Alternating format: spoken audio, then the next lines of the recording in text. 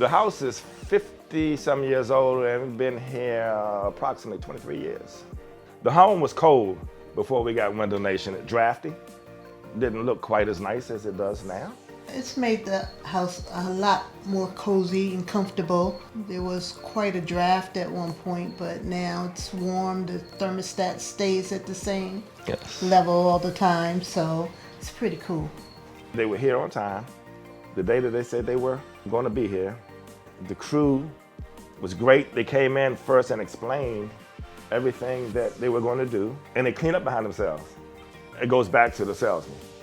I just like the way that he handled himself. We follow up after one project was done to make sure we were satisfied with it and to let us know he was available for the next project whenever we were ready.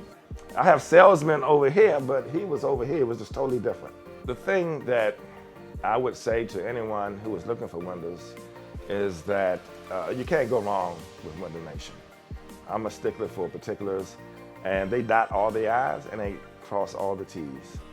They did an excellent job, and we noticed a tremendous difference in maintaining the temperature of the house.